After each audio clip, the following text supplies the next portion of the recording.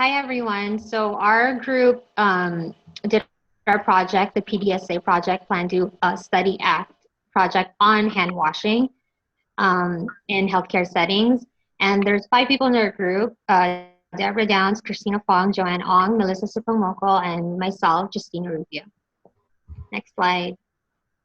For the introduction, let's go define hand hygiene. Hand hygiene is one of the most important ways to prevent the spread of disease and infection. Now, according to the Centers for Disease Control and Prevention, hand hygiene reduces the number of people who get sick with diarrhea by 31%.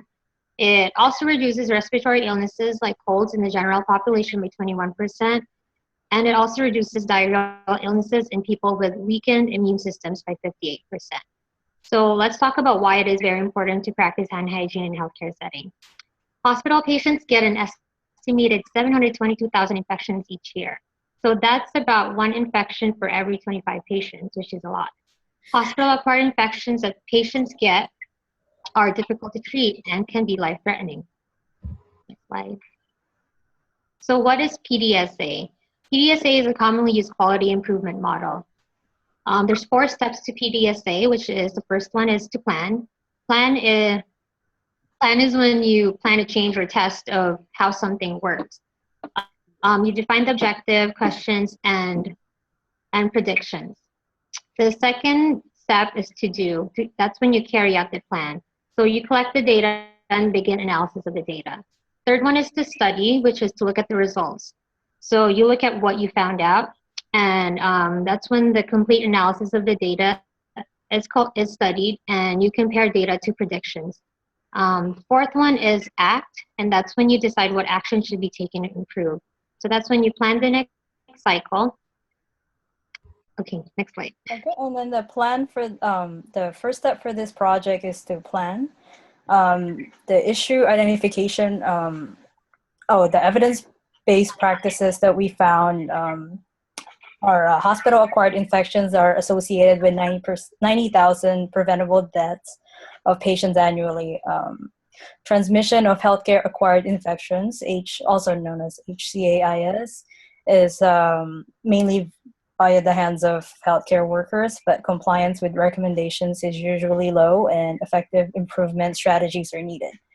An initial hand hygiene survey was conducted by each member of our group in our respective workplaces. How we did our survey was each group member served as a covert observer, and the initial survey revealed a need for improvement in hand hygiene among staff members in our workplaces. Next slide, please.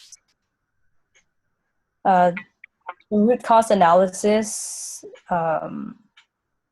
Hospital patients get an estimated 722,000 infections each year. That's about 1 infection for every 25 patients. Hospital-acquired infections that patients get are difficult to treat and can be life-threatening. That's according to the CDC 2016. Therefore, promoting hand washing compliance among healthcare providers should be a top priority in hospitals because proper hand hygiene is the most cost-effective intervention in preventing and controlling microbial pathogen cross-contamination. Next slide, please. So the potential for improvement is there are electronic technologies that can be used to monitor hand hygiene. One reason for this is hospital managers are charged with reducing and eliminating hospital-acquired infections to cut costs and improve patient care. Healthcare worker hand hygiene practice is the most effective means of preventing infections, but compliance is at or below 50%, which is a huge quality variance as it should be closer to 100%. For managers to increase the frequency and improve the quality of healthcare worker hand hygiene occurrences, these new electronic technologies can assist managers in training, supervising, and gathering data. There are some different types of data capturing electronic systems. Some could be sensor badges that are worn on the healthcare workers' uniform. Also, there could be video monitoring over sinks like a camera. These data management tools can collect and analyze the information much more quickly than human observers can. And they may compensate for shortcomings with direct observation. For example, if people know that they're being observed or they suspect they're being observed, they might behave differently or try to do better than they normally would. So there is some evidence that suggests that these electronic health hand hygiene monitoring systems have the potential to improve compliance with and reducing hospital-acquired infection rates. However, more research is needed, and the cost of the electronic symptoms must be considered because they are quite expensive. This information was gathered by a study from McGuckin and Govednik in 2015. Next slide, please. So the solution is to utilize the CDC and the World Health Organization's current hand hygiene guidelines. I think the most recent one for CDC is 2016, and for the World Health Organization, I think it was 2009. Anyway, the WHO's hand washing guidelines were implemented. This is an evidence-based resources that we found.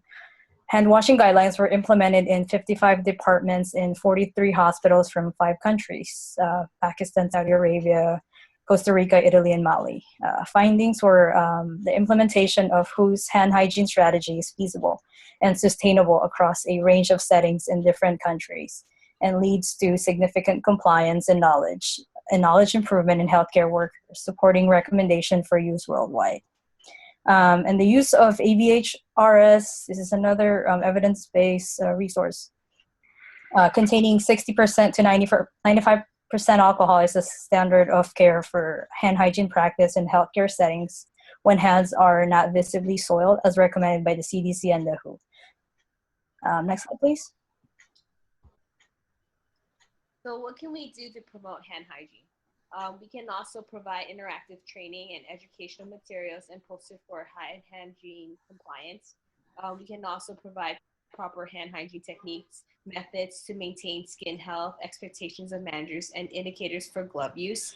The intervention is a multi-approach with 4 key aims: to improve knowledge of proper hand hygiene practice, to have workers demonstrate hand hygiene knowledge, to ensure the availability of alcohol-based rubbed and gloves at the point of care, and to ensure the competency in hand hygiene is regularly verified, compliance is monitored, and appropriate feedback loops are in place.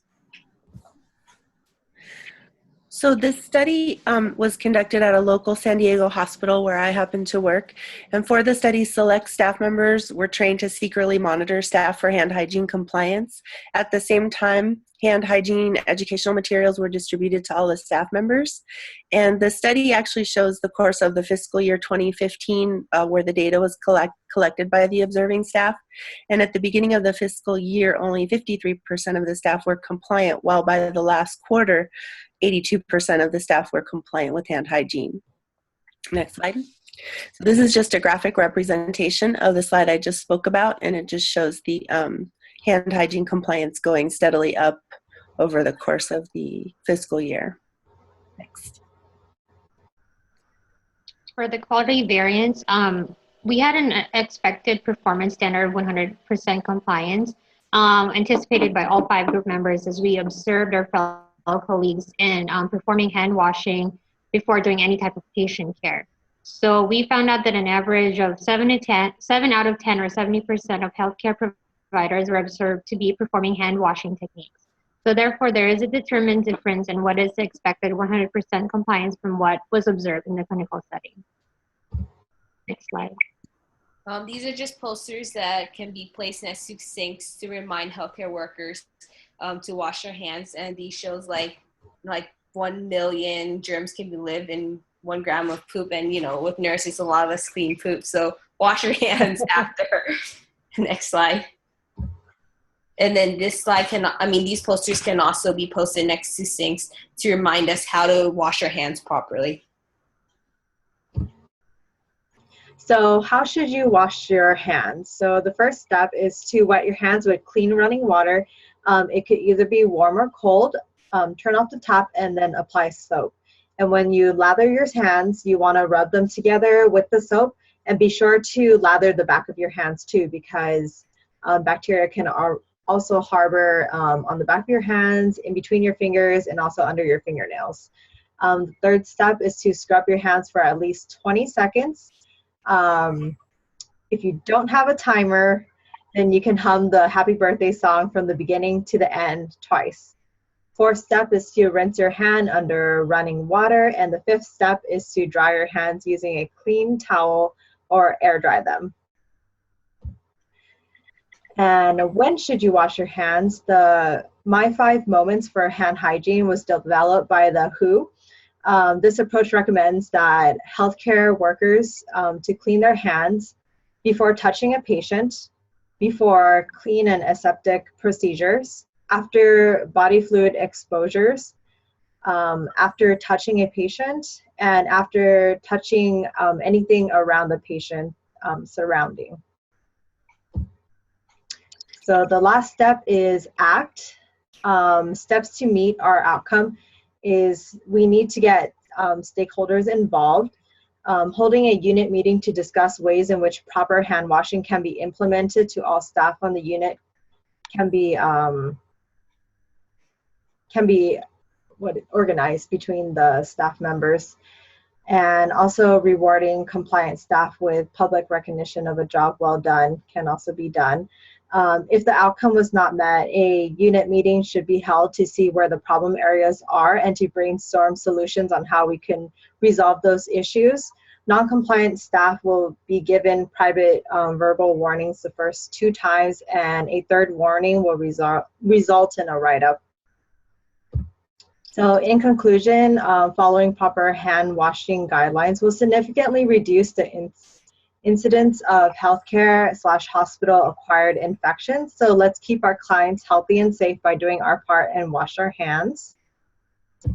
And here are our references.